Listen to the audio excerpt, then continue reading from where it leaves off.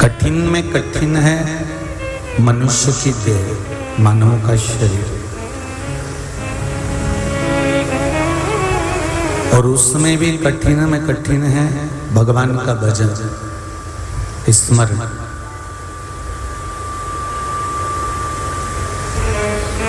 जो बड़ी मुश्किल से प्राप्त होता है, बड़ी मुश्किल से हमें मिल पाता है।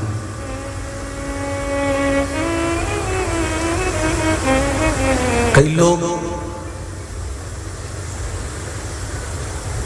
मंदिर तक पहुंच जाते हैं, कथा तक पहुंच जाते हैं, गुरु की शरणागति तक पहुंच जाते हैं, पर किसी न किसी रूप में भगवान के पास तक पहुंचने के बाद भी हम भगवान के नहीं हो पाते और भगवान को अपना नहीं बना पाते।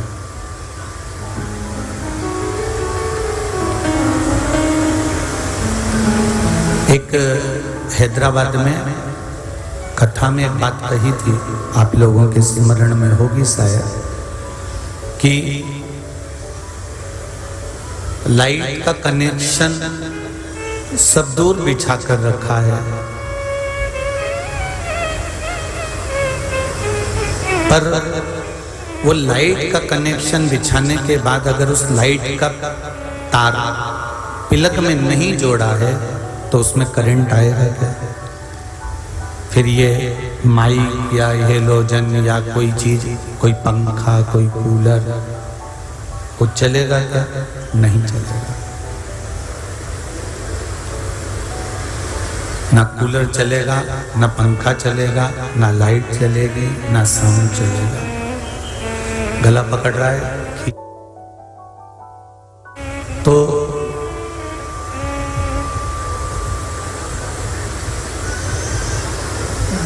जब पिलक में ये तार लग जाएगा, पिलक में जब ये तार चला जाएगा और उसमें करंट आना प्रारंभ हो जाएगा, तो ये लाइट भी चलेगी, पंखा भी चलेगा, कूलर भी चलेगा, माइक भी चलेगा, कैमरा भी चलेगा, सब कुछ चल सकता। पर जब तक ये तार को पिलक में नहीं जोड़ा जाएगा, तब तक उस तार को बिछाने का, पूरे सब दूर तार लगाने का कोई फायदा नहीं, उस तार को सब दूर बिछाने का कोई फायदा नहीं।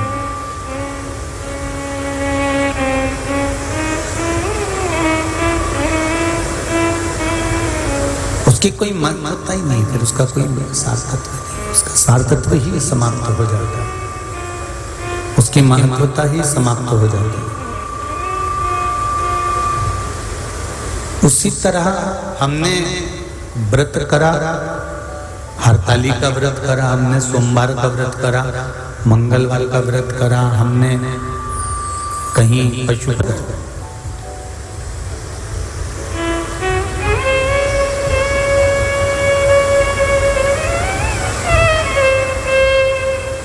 हम सत्संग तक पहुंच गए, हमने तार बहुत लंबा बिछाया, हमने बहुत लंबी वायरिंग करी है, बहुत लंबा तार बिछाया है, बहुत लंबा हम इस कनेक्शन को लेकर गए हैं, पर इस व्रत को कर लिया, हरताली का व्रत कर लिया, सोमवार, एकादशी या मंदिर या सत्संग या प्रवचन या कथा या भजन या कीर्तन, सब कुछ कर लिया,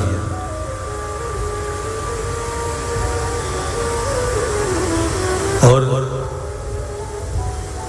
इस मन को शंकर भगवान के इस मन रूपी तार को शिव के चरणों से, तिलक से नहीं जोड़ा, तो आपने जितनी पूजन करी है, जितनी आराधना करी है, जितना भजन करा है, जितना कीर्तन करा है, जितना मंत्र जाप करा है, जितना स्मरण करा है, उसका कोई मोल तत्व नहीं,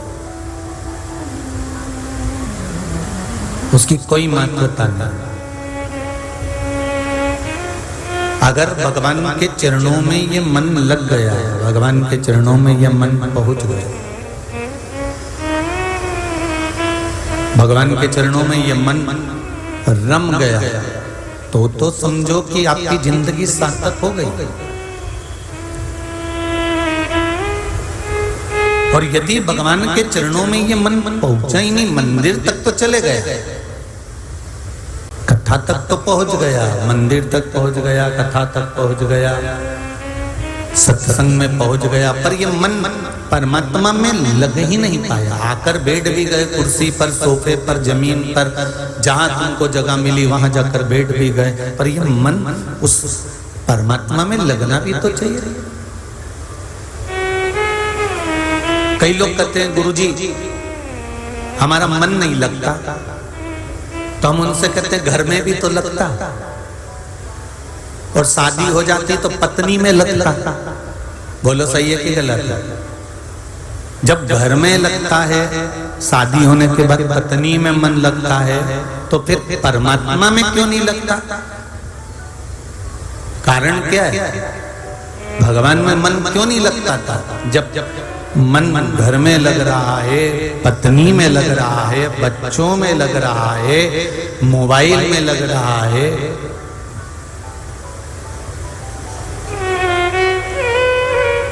सब कुछ में ये मन लग रहा है, सारा ये मन आपका हर जगह पे लग रहा है, पर भगवान में मेरा मन नहीं लगता था। मैं बैठती जरूर, थोड़ी देर भगवान का भजन करने बैठती हूँ, थोड़ा देर स्मरण करने बैठती हूँ, थोड़ी देर कीर्तन करने बैठती हूँ, थोड़ी देर मंत्र जाप करने बैठती हूँ, थोड़ी देर नाम जाप करने बैठती हूँ, थोड़ी देर कीर्तन करने के लिए बैठती हूँ, बैठती जरूर हूँ, पर ये मन लग नहीं पाता।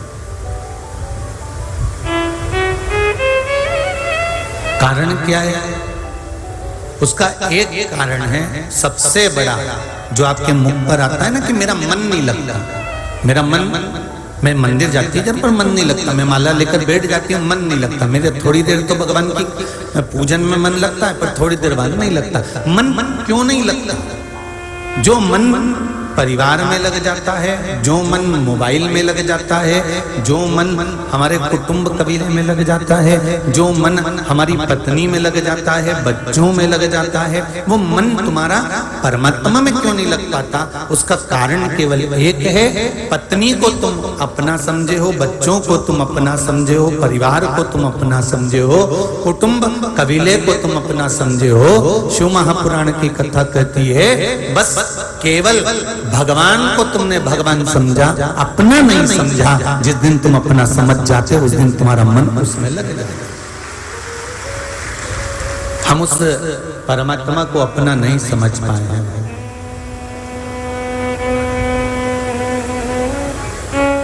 शंभो शरणे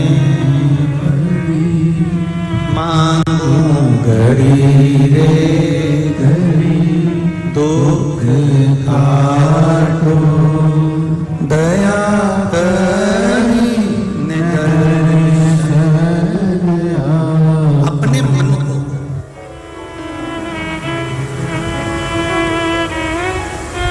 इस चित्त को, इस वृत्ति को, इस मन को यदि हमने भगवान में लगाने का प्रयास किया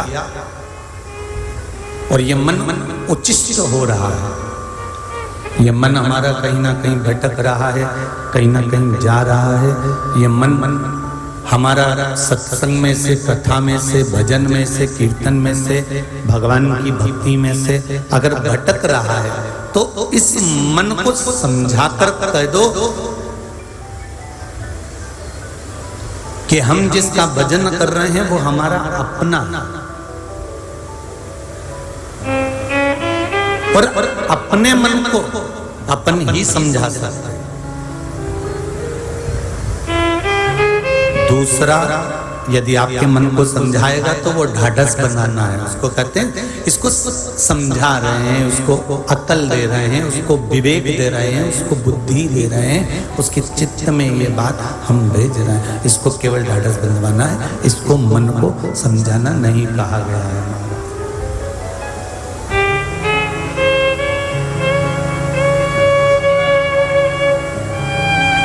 इस मन को स्वयं को समझाना पड़ेगा।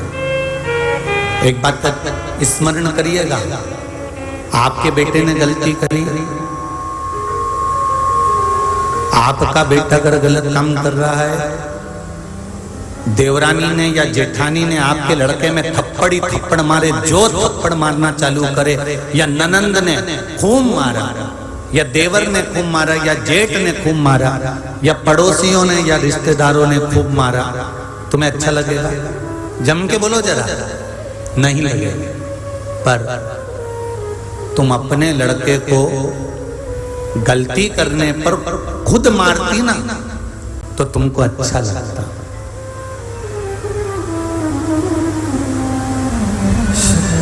फिर आपको वो ठीक लगता कि मैंने अपने लड़के को मारा, मैंने अपने लड़के की गलती पर उसको डांटा, मैंने अपने लड़के की गलती पर उसको समझाया, मैंने अपने लड़के की गलती पर उसको दंड दिया।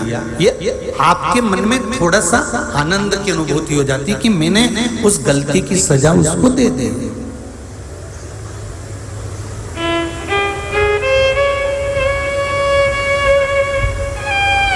मैंने उसको समझा दिया, मैंने उसको उसकी गलती की सजा दे दी, मैंने उसको बता दिया, मैंने उसको समझा दिया।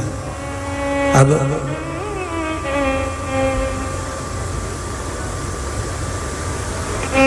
दूसरा यदि आपके लड़के को मार रहा है, दूसरा आपके लड़के को डांट रहा है, दूसरा आपके बच्चों को अपशब्द कह रहा है तो आपको अच्छा नहीं लगेगा।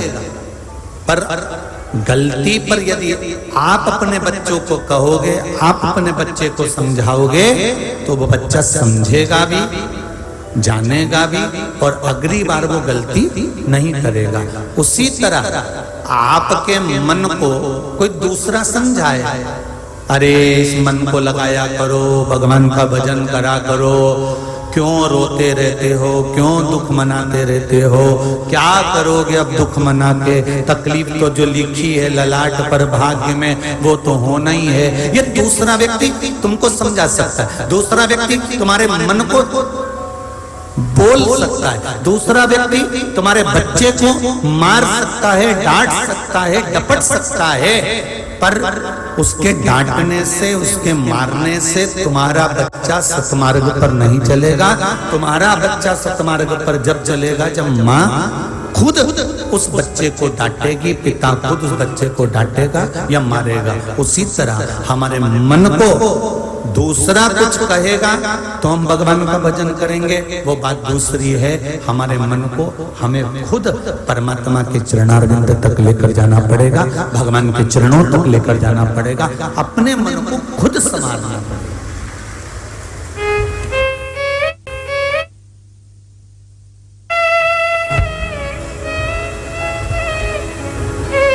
इस मन को खुद को समझाना, और जब हमारा मन, हमारा चित्त, हमारी वृत्ति को हम खुद संवारने का प्रयास करेंगे, हमारे मन को जब हम खुद सुधारने का प्रयास करेंगे, हमारे मन को हम खुद संवारने का जब प्रयास करेंगे तो ये निश्चित है ये मन फिर परमात्मा तक जाएगा जरूर। ये मन बड़ा चंचल है, कैसे तेरा भजन करूं, जितना इसे समझाऊं उतना ही मचलता है। इस मन को जितना समझाने का प्रयास करोगे, इस मन को जितना संभालने का प्रयास करोगे, ये दूसरे अगर इसको संभालेंगे, दूसरे अगर इसको संवारेंगे तो ये उचित हो जाएगा। पर हम खुद इस मन को अगर संवारेंगे तो ये मन संवर जाए।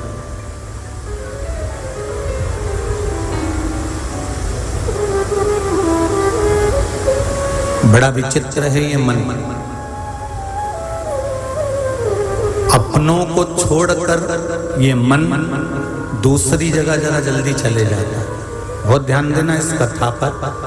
आज विराम दिवस की कथा है, आपके जीवन की सार्थकता बनाने वाली है, आपके जीवन को आनंदित करने वाली है।